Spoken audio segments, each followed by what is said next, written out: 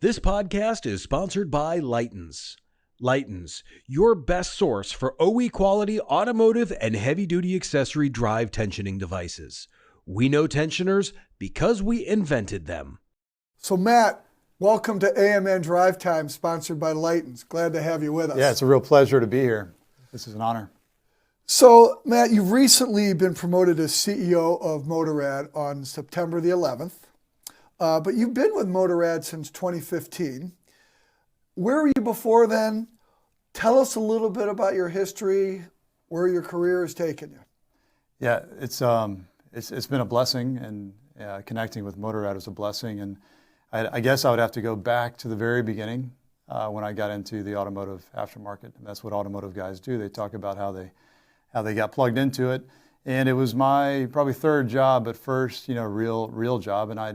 And I wasn't looking for an automotive job. I just needed a job, like 17. It was my third job, but I needed a job. So I'm driving around looking for different places to get a job. And where were you driving around? What town? Yeah, I was in Atlanta, Georgia, okay. Just north Atlanta. And I was in a marketing program where if I didn't find a job, I couldn't be in the program anymore.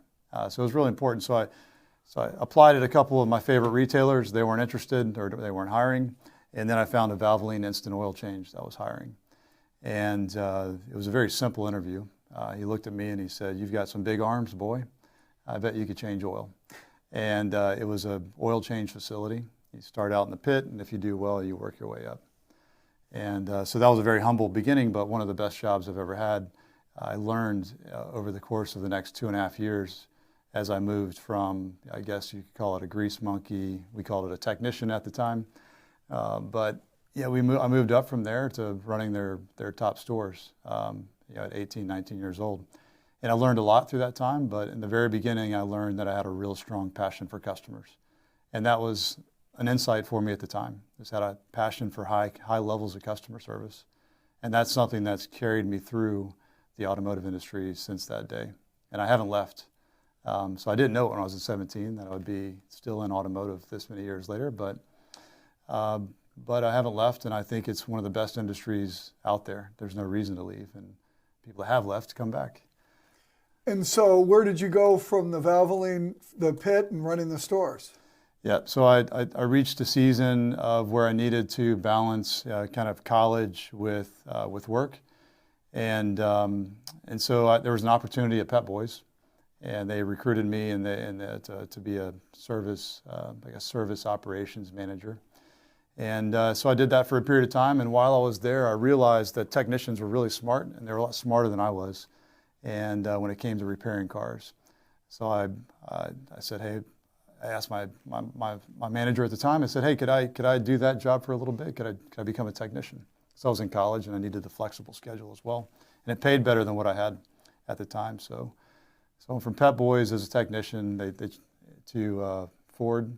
And I stayed at Ford for a while all through college as a technician. I became a senior master technician and an ASE master technician during that time. And then I quickly realized a couple of years after college that I needed more, right? As I still had that passion for customer service. I realized that probably long-term being a technician wasn't for me. So I went into the operations manager program at CarMax. And then went to Standard Motor Products after that for about 11 years, and then I found myself at MotoRad. I'm wondering how many CEOs of aftermarket companies are ASE certified technicians? Yeah, so unfortunately I didn't keep up. I'm not currently. Okay. It all expired, but at one point in time I think I had 10 or 11 different ASEs. Once you got it, you got it. I guess. I don't know if I could pass the test today, but maybe. Matt, in previous interviews, you've talked about your passion for servant or humble leadership. What does it mean to you, and how do you incorporate into your daily work with your team and also your customers? Yeah, I think, so the opposite of humility is pride. And I think pride is really unproductive. And I learned that years ago. I always had a passion for customers, but maybe my leadership methods were not, needed improvement. And I had the blessing of feedback. I always say feedback's a gift. Somebody gives you feedback, it might be difficult to hear, but there are a couple of points in my career where I was seeking feedback and received feedback, and the feedback was, that Matt, there's room for improvement in your, kind of your leadership. You're highly competent in all these things, but there's a little bit of room for improvement. So I started down this journey of trying to become a leader that people wanted to work with. There's lots of surveys out there, and I think typically the surveys say that approximately 70% of employees don't like who they're working for. And I say that's a crisis, right? That's a leadership crisis, and I think most companies have those people in there, in their companies. So it's a drive for customer service because I'm very focused on the customer. But in order to have great customer service externally, you have to treat your employees well internally. And it starts with, I think, humility. Because when you have pride, you have bureaucracy, politics, mistrust. And so the opposite of that is when you have high trust. It's very efficient. It's a very efficient business model. And people can transact and work much better and get to the end result, which is high levels of customer service. So I think it starts internally, and it starts with self. To be a great leader, that's a self thing. So you become a great leader, and then you can mentor and train and develop additional leaders. And that's a lifelong journey that I've been on for 15, 20 years now. That's terrific. That's terrific. There was a long-running column in the New York Times where the editor would interview CEOs of all kinds of companies. And after, 500 of those, this editor retired. And they asked this person, what is the one common thread that makes people want to work for that CEO or them successful? And they said it was hard to say, but if I had to narrow it down to one thing, it's their employees trust them. And that you talked about that. You mentioned it specifically and in a variety of ways. Yep. So MotoRad has been in business since 1958. In your view, what does it take to maintain a cutting-edge brand reputation for 6 decades? Yeah. Well, in the very beginning, it started with 1958 with a guy named Joseph Fishman, and he was in the metal pressing business. But also from what I know of Joseph, he had a real focus on customers as well. He had that strong kind of drive to please customers. And so he, like any entrepreneur, was looking for metals to press, and he figured out that he could manufacture automotive thermostats.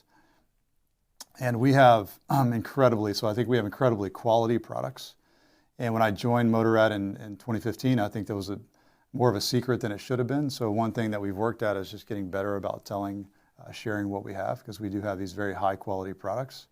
But it also, today it's really about culture.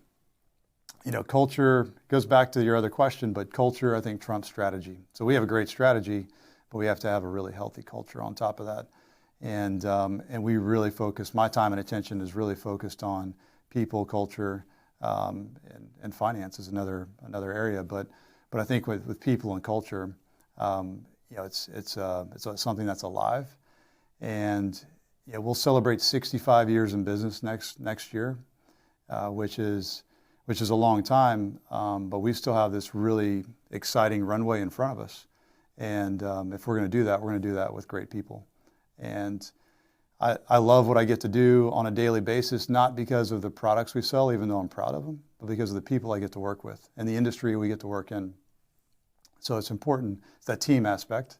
Yep. And I think the team of MotoRad internally, but also the business partners that we have externally, are really what's going to make us kind of propel us forward into the future. So it's been an exciting time. I've been at MotoRad 7 years, coming on 7 years. It's gone by quick, but we just have a lot of energy and momentum. The market does too. So I'm excited about what MotoRad has to offer. You're not resting on your laurels. I'm not resting, no. Matt, as a leader in thermal management and emerging technology, let's talk about EVs for a moment. Yep. We're seeing a variety of projections on EV adoption over the next few years. It's in the news a lot. As a global company working in this space, Matt, what is your sense of what the EV market share will really most likely look like over the next, say, 5 to 10 years? Yeah. There's a lot of talk about that in the industry and even people from outside. I mean, people from outside of our industry tech companies really focused on now the automotive market. So I find it fascinating, and we've spent a lot of energy looking at it. It's not new to us. We've been on EV platforms for the last 5 or 6 years. So we were on some of the first EV platforms, so we have products on them. So it's not a new focus for us. We're always focused on whatever the new technologies are, whatever our partners, our OEM partners are looking for in solutions. So we're a solution provider. But when we look at the traction that EVs are going to get, I think over the next 5 or 10 years in the aftermarket, we really won't feel it. It'll be the kind of 2030s where we start to see it pick up. And the projections that I've seen, let's say around 2040, are, well, in the U.S. specifically, maybe 85% of the cars that are sold, it's estimated they'll be an EV. But it's about 20% of the car population. The really aggressive projections are around 33%. So even in 2040, about a third of the cars on the road, roughly, could be EVs. But it's not something to be afraid of. It's something we're excited about. I think it can be really good. I've driven EVs. They're fun to drive. They're different to drive. They can have more power. So I think for the automotive industry, it's going to be an evolution, not a revolution, and it's something that we should embrace for sure, as we are. And I'm excited to see what kind of technologies come out. But it's fascinating, and it's questionable whether the infrastructure is going to follow this glide path of projections. So there's a lot of questions around that. I'm not smart enough to have all of the infrastructure answers, but I think it's a challenge that the industry is going to be a part of. We supply products across the globe. I think in Europe for us, the adoption rate's a little faster. But again, going back to infrastructure, they've got some energy challenges right now. So it'll be interesting to see how these things kind of solve themselves and what kind of innovations will follow over the next 5 or 10 years, but the next 20 years. There's going to be additional innovation that's going to follow. So it's going to be fun to watch.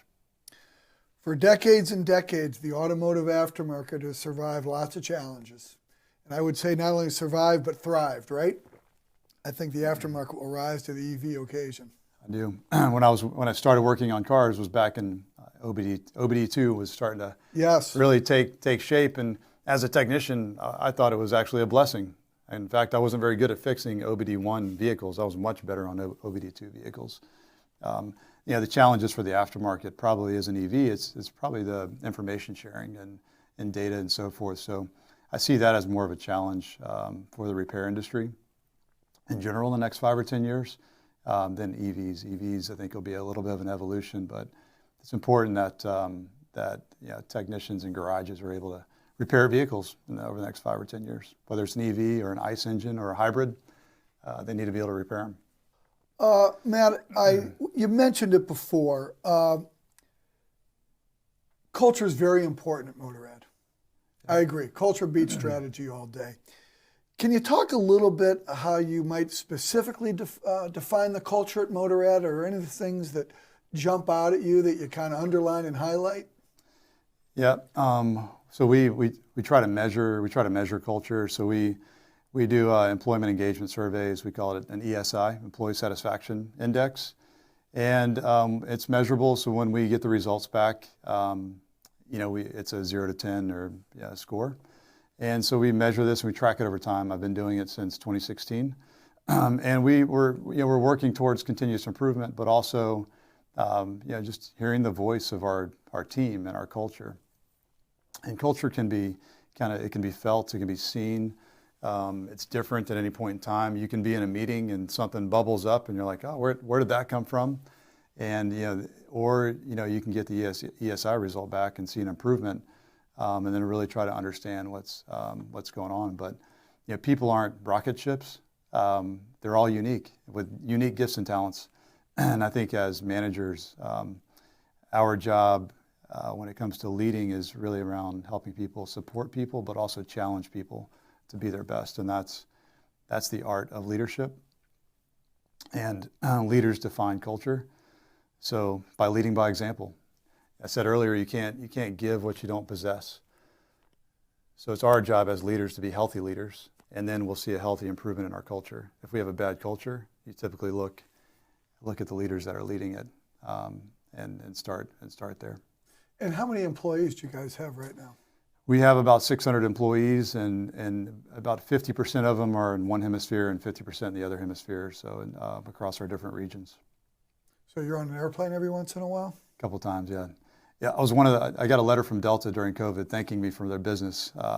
They probably didn't send out very many of them, but yeah, during that time, I didn't stop. The industry didn't stop. I didn't stop. So yeah, I think Delta's. I treat Delta right, and they treat me pretty well in return, I guess. As well as they can. As well as they can. That's right. Yeah. But you're on a plane a lot when they thank you. Every time they see you on the plane, they're like, "Oh, thank you. It's a pleasure to have you on this flight today." And again, I'm like, "Yeah, again, yeah." So what is something, Matt, that our audience might be surprised to learn about you? Do you have any special hidden talents? One fascinating thing that I did over the last couple of years was I'm a COVID Ironman. So I completed an Ironman during 2020. And to understand that, you probably have to understand I'm not a natural triathlete. An Ironman's a long race. It's 140 miles. It takes 14, 15 hours. The swim is 2 or 2.5? Yeah, it's 2.4 mile swim, 112 mile bike, and then a marathon, right, as icing on the cake, just to finish it all off. Just in case you're not tired. And that journey's probably like a leadership journey. That journey for me started a long time ago, and it started a little bit kind of tragically, but also humbly, because I had a sister-in-law who tragically lost her life after an Ironman. It's a long story, but she was super athletic. She had a migraine medication in her system 48 hours after taking it, and her system didn't respond well. So tragically, we lost her in that time. But she was doing a triathlon, and so my brother continued to do triathlons in her memory. I had never done one before, but I wasn't going to show up and watch both of my brothers compete. I'm competitive, so so we were in there together. So what started out as doing something to kind of remember and celebrate her life. This is back in 2010. Turned into something where I found enjoyment. I was really challenging myself at the time to live healthier, and it was a good fit. And there was a vision birthed in me at that time after doing the first Ironman that it would be really cool to do, or doing the very first triathlon in 2010. It would be really cool to do an Ironman one day.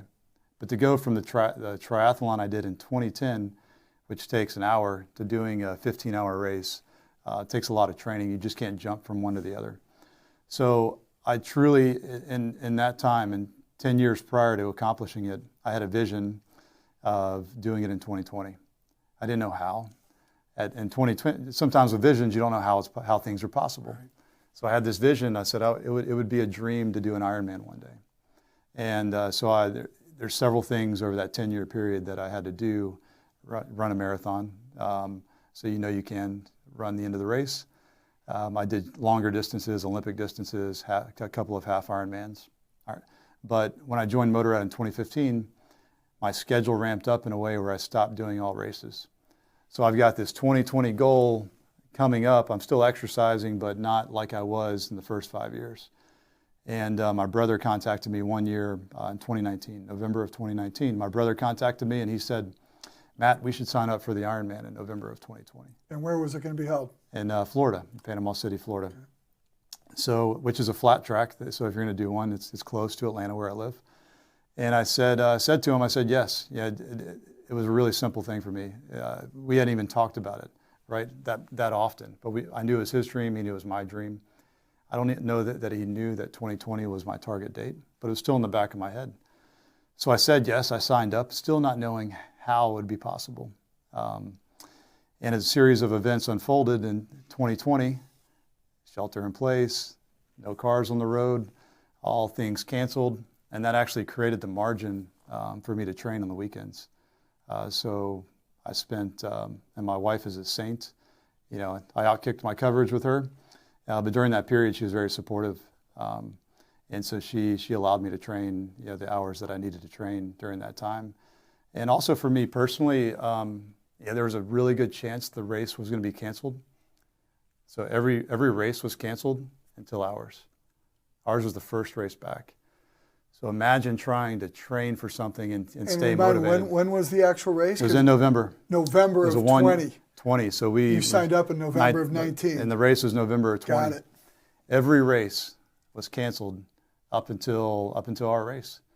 But sometimes it's about the journey too. Like, there is a chance in the back of your mind, hey, my race, this thing that I've been training for and putting all these hours into, it could be canceled. But, so my brother and I even talked about it. We're like, hey, should we continue to train? Because at peak training, it's a job. Yeah. Should we continue to train? But sometimes it's like life's about the journey of just kind of going through those things. And even if the race didn't happen, it was going to be okay. Thankfully, the race did happen, and we both completed the race. It was amazing. A lot of other kind of blessings happened through that period of time, but that's my story. I mean, 2020 pandemic. Interesting stat that I heard is like 60% of people either changed their clothing size. So I was one of those people that went down in size because I was exercising so much. But during that time, it also was a stress relief too. I mean, so many challenging things in our industry and in business and leading a business, but having that outlet to be able to go and exercise and get fresh air was really a blessing in that period of time. So from easiest to hardest for you, rank swim, bike, run. Yeah. What was the easiest of those? So I know swim is first, of course, but it doesn't make it the easiest necessarily. Swim's probably the scariest to people, and Yes. it's the biggest barrier. I grew up racing and swimming, and the very first short triathlon I did is only a 1/4 mile swim, not very long. I probably wouldn't be here today if there wasn't a sandbar. In that first swim back in 2010, I swam out and my heart rate redlined, and I took the sandbar across, and it all worked out. But the swim in the Ironman, after training for it and having some 10 years of kind of preparation, was very calm and really just rolling waves in the Gulf of Mexico, very peaceful, 2.4 mile swim, really just a beautiful thing. And then that's only an hour and a half, and then you get on the bike. The bike is probably the most dangerous because you're biking at a high speed. There's a lot of uncontrollables, and the most serious injuries can be bike accidents in that race. So the most emotional part was when I get off the bike. That was when I knew that the probability of crossing the finish line was very high when you finish the bike race. So the bike part was hard. The swim was probably easier than I anticipated. The bike was hard, but then my goal through the whole thing was to be able to run the entire marathon. Not fast, but just keep running. And I was able to do that, but that was also hard. You didn't answer the question, though. So I'd say the run was probably the hardest of the run was the hardest. The run was probably the hardest, yeah. And the swim was the easiest? Swim was the easiest. Most enjoyable, too, I think. I bet you most triathletes would not say that, though. The swim is always, to your point, it's the biggest barrier for people, right? Yeah, it is. It's the biggest mental barrier that people have to get past. And it was kind of funny. So, this is still COVID, social distance time at that time when we were doing the race. Now, we had spectators along the sidelines, but, we're coming down the end of the run. This guy comes up to me, and it's his second race. He said, "Is this your first time?" And I was like, "Yeah, it's my first time." He's like, "The finish line's the best part, listening to and then he caught himself. And he's like, "Wait a minute, there's not going to be anybody there." So we get to the finish line, and it's really just a camera. Really not very many people, but it was my family was there. It was getting to do it with my brother. It was one of those memories that you always kind of cherish for the rest of your life, and a big milestone. It's a big deal. It was a big deal. So Matt, as someone who's not only a busy executive and doing lots of stuff, but you give a lot of your time to community organizations. What are those? How do you balance it? How do you balance running MotoRad, training for triathlons, and community activities? Yeah, I wish there was a perfect equation. I think it's up to the individual and where you find kind of peace around what that is. But I was I was challenged many years ago. I was challenged with this concept of what am I doing to serve the community? Because I've always been in a job where I had to travel.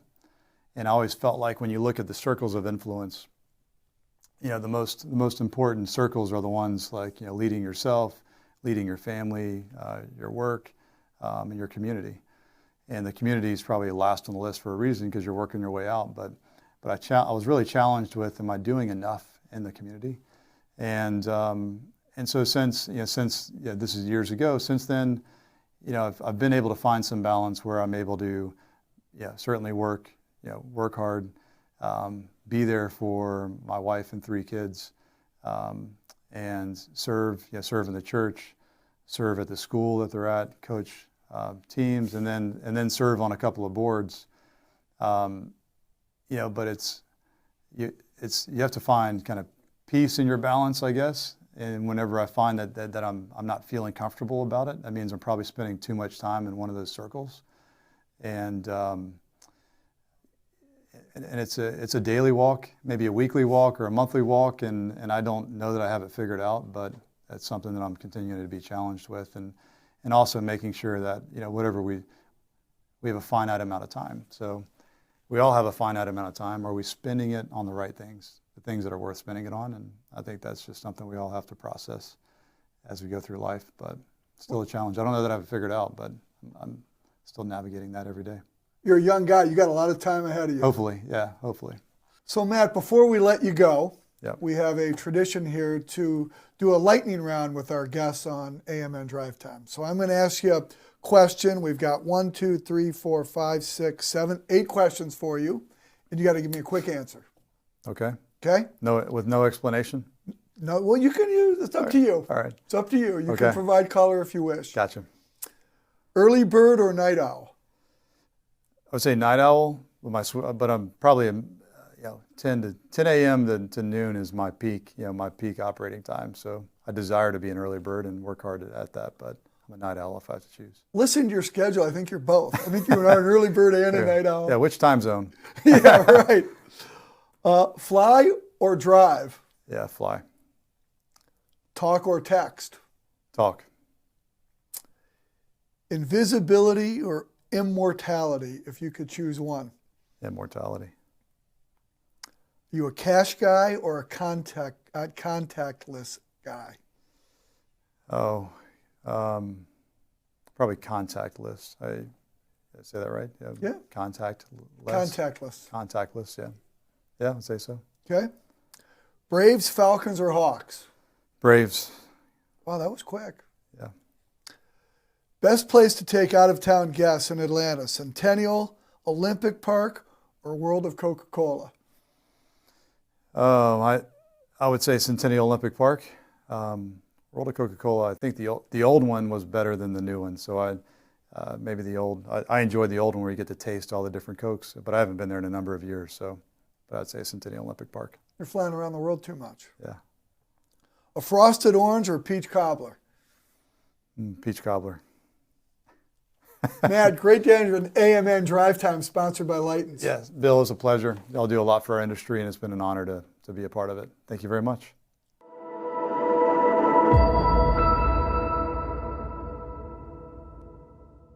This podcast is sponsored by Lightens. Lightens, your best source for OE quality automotive and heavy-duty accessory drive tensioning devices. We know tensioners because we invented them.